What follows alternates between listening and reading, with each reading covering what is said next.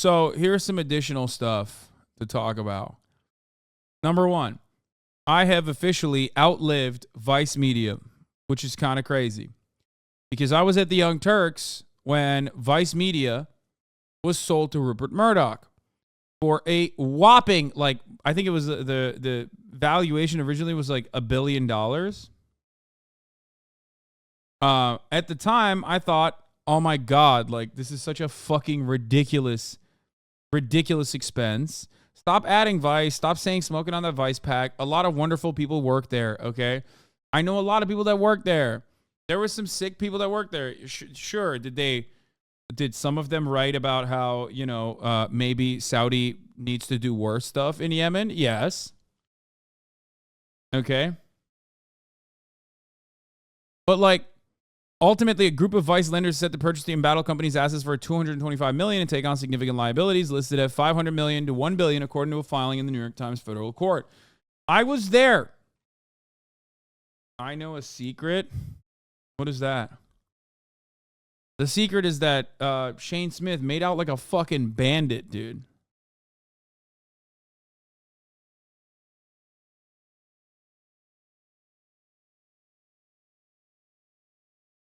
Fuck all those journalists, Vice the fucking CIA op. No, just like every other journalism outlet, there's like good journalists and shitty ones.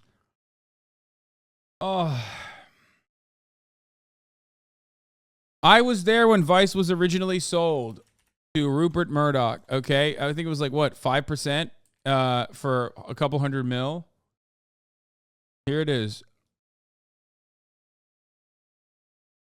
This is when I first started. This is literally when I first started at the Young Turks. Rupert Murdoch firm dips into hipster's Bible with $70 million stake in Vice. 5% stake sold to Rupert Murdoch's 21st Century Fox, allowing it to expand into Europe and India. Then, after that, they hyped it up like crazy. They hyped it up like fucking crazy. These guys that basically made, documentaries about doing crocodile in Russia and shit like that, got a $70 million, sold 5% for $70 million. It bumped their valuation up dramatically. Okay? It made them more expensive than the New York Times. And for years and years and years, they basically kept that hype going because this is how it always works. You get a larger buyer to tap in, and then they have to stay. Their reputation is on the line as well. So they have to legitimize. They have to legitimize your existence. And that's precisely what they did.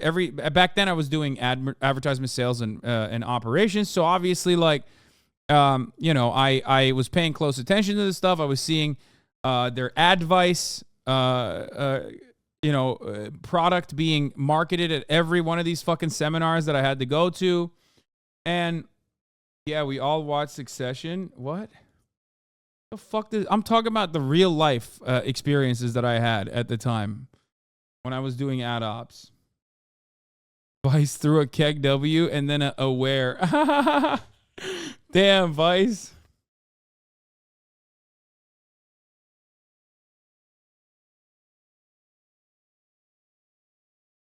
Anyway, yes, Succession is good TV because it takes a lot from the real world. And this is the real world example of what Succession was doing. My point is,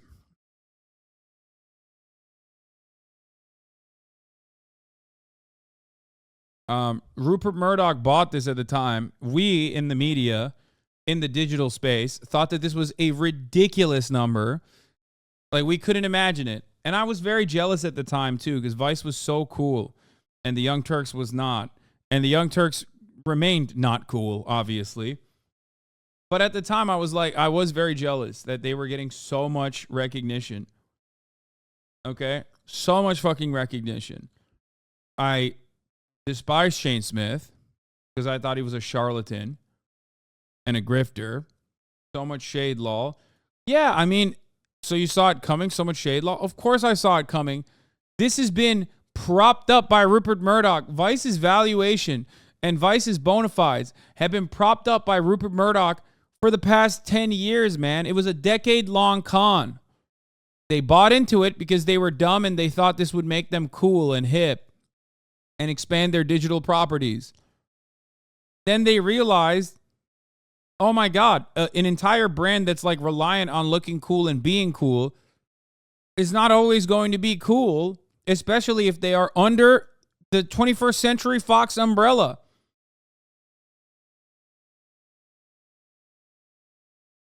You can't be an edgy, cool media company if you're valued at $1 billion after Rupert Murdoch bought a $70 million stake.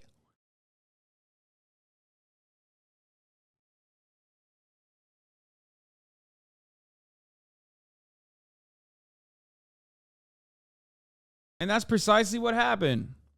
They were at the forefront of the Williamsburg hipster movement. And the only guy that won in this entire thing was Shane Smith. He exited, I think it was after the Disney acquisition too, because Disney also pumped a shitload into Vice, right? So many other brands tapped in and offered so much money to Vice. In 2019, Disney had put more than $400 million into Vice Media. Now it says that investment is worthless. A now familiar story. Investors say they overhauled a high-flying digital publisher. The amount of money that these fucking idiots in the corporate world give to a company that it presents itself as cool and as what the youth are listening to and the youth are looking at is unimaginable. Okay? Vice is still worth something in some investors' eyes. Last week, a group of lenders said they put a fresh round of $250 million into the company. But Disney's accounting decision is yet another example, perhaps the most stunning one, of the turnabout we've seen in digital media over the last few years. I basically came to exist in the digital space at a time when all of these legacy publishers were desperate to revitalize their brand and completely oblivious to how the digital world worked. Disney also made a similar idiotic, unwise investment into Maker, a MCN that no longer exists, if I'm not mistaken. I don't know. Does it still exist? Maker was literally across the street from me. I know a lot of people that work there. Maker as a multi-channel network was created by a bunch of YouTubers. Basically, all that happened in this circumstance. Mike was another one. Mike, which raised more than $60 million, sold for less than $5 million last year. I remember going into Mike's office on one World Trade Center and thinking, "Wow, these guys sure spent a lot of fucking money on dumbass shit." Mashable, which was valued at about $250 million in 2016, sold for less than $50 million in 2017.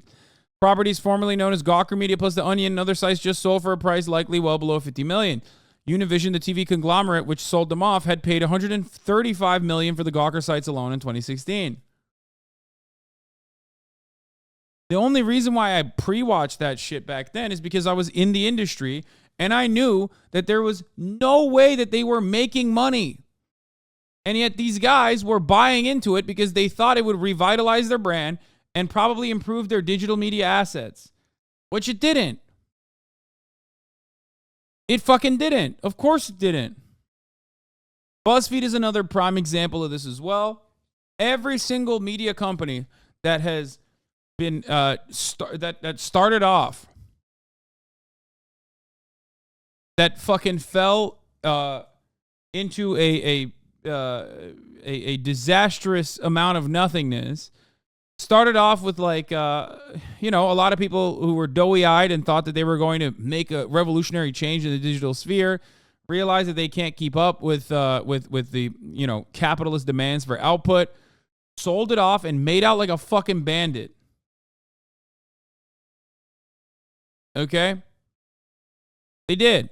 They sold it and they made out like fucking bandits. Shane Smith being one and all the other like owners of Maker at the time being others. Okay? Because instead, Facebook and Google have hoovered up the majority of digital ad revenue, the money new publishers expected to get once they reach scale. And publishers that had expected Facebook and Google to rely on them for content have learned that Facebook and Google don't really need them after all. That's a big part of the reason. Because, yes, Facebook and Google don't give a fuck. They don't need you. Everyone has to use them. So we need them because they're a monopoly.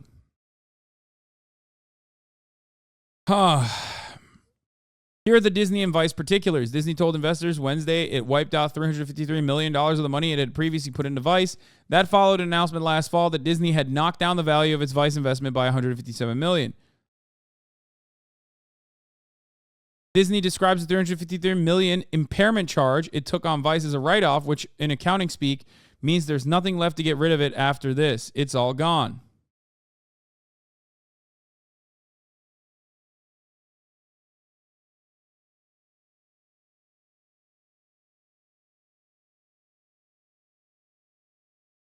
In any case, Vice is certainly worth much less than Disney and many other big sophisticated media companies thought quite recently.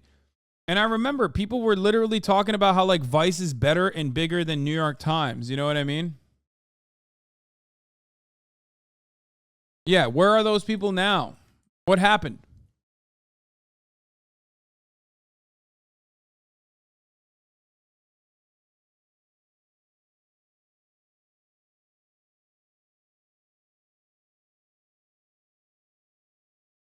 Vice, a beleaguered avatar of new media, hangs a for sale sign. This was back in January 20th, 2023. After Vice Media secured a new round of financing in 2017 that valued the company at $5.7 billion, Shane Smith, one of his founders, teased the potential for hockey stick growth and sexy stock market debut. But that once grandiose talk at Vice has run into reality. The company, which has undergone several rounds of staff cuts in recent years, is putting itself up for sale in a rocky media market. Nancy Dubik, the chief executive hired in 2018 to replace Mr. Schiff after a reckoning over workplace sexual harassment, said that the company had turned a corner and that she and the company's investors had decided to sell the company that could help it grow. We tend to be a little bit more public than most because of the curiosities and palace intrigue, but I'm going to get a job done and we have a job to do and I intend to do it. Yeah. It started off as a government-funded punk magazine in Canada, by the way, for the record. I think through like... what was it like? What is its ties to like Nigeria? It's in Canada, but I'm pretty sure it was like originally like a Nigerian tourism magazine or something in Canada. No, literally, they were a government funded like through the arts or through tourism.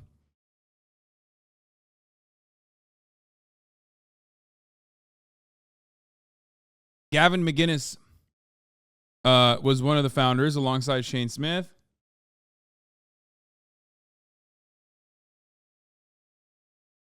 It was a magazine about Montreal street scenes. No, before then. Like its origination, I think, was like, well, it was also free.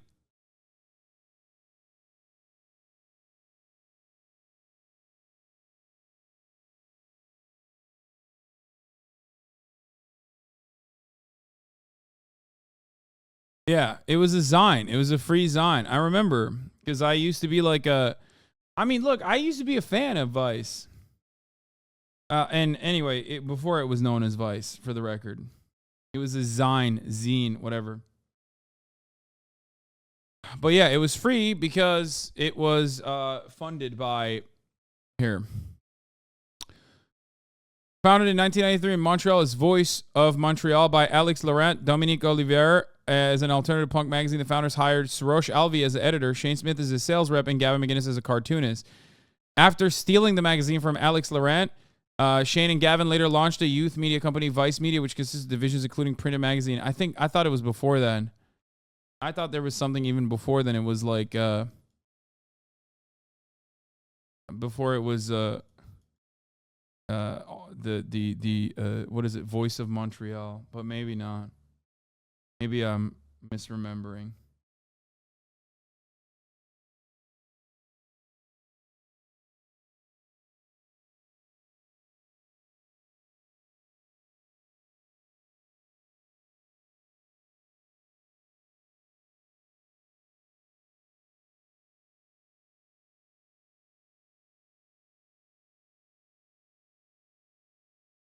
They got money from the Canadian government as it was an English paper in Quebec. Oui, oui. Oui, oui. Yeah, see, the magazine was launched in 1994 as the Voice of Montreal as with the Quebec Welfare Grant. The intention of the founders was to provide work and the community service. When the editors later sought to dissolve their commitments with the original publisher, Alex Laurent, they brought him out and changed the name to Vice in 1996. Tabarnak. Richard Sovilinski, a Canadian software millionaire, acquired the magazine and relocated the operation in New York City in the late 1990s. Following the relocation, the magazine quickly developed a reputation for provocative and politically incorrect content. Yeah.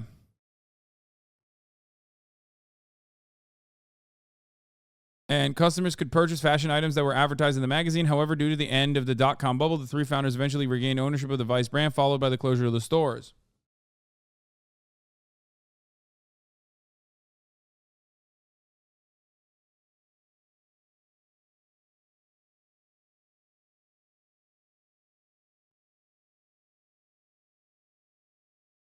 Gavin McInnes left in 2008.